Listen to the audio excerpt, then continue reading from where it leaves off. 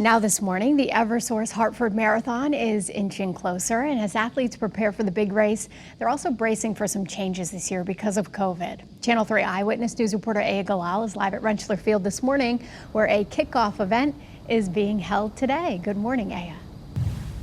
Good morning, Caitlin. Yeah, and things, of course, are looking much different this year because of the pandemic, but volunteers are out here getting ready for today, which is considered step one, a kickoff event to the Hartford Marathon. And joining me now to talk a little bit more about the marathon, which is going to be virtual this year from the 8th of October to the 11th, is Liz Johnston. Thanks for joining us this morning. Absolutely. Yeah, thanks for coming down. I mean, it does look different, but it's nice to see activity, right? Yes, yeah, and I think it's so important that it still went on this year. And just walk us through what will look different this year with the marathon being virtual. Sure. So the Eversource Hartford Marathon is, this whole theme is movement with purpose, you know, and what we're trying to do is really give people a reason to get up, to train, to be motivated, to be part of a community movement. 100% of every registration is donated to charity. So we have this HMF Gives Fund that we have created that will help support all of our official charities. So your $25, whether you register for the 5K, the 10K, the half, or the marathon, is going to go to charity.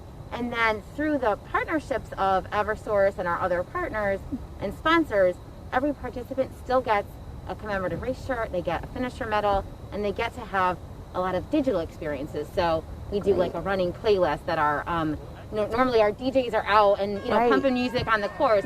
So Power Station's giving us playlists for people to run with, that day or whatever. We're doing digital bibs, so your custom, your name is on your bib, and finisher certificates, and results will be uploaded, so we can still have some competition to it with some verified results. So. Absolutely. So that's great. Yeah, and you mentioned the charities and the importance of giving back. 100% of the funds raised from registration fees will go back to some of the charities. And can you explain some of the charities that are involved this year? Yeah, so we've had an official charity program. The marathon is in this would be the 27th year of the marathon, and we have had an official charity program that has raised more than $7.8 million to date.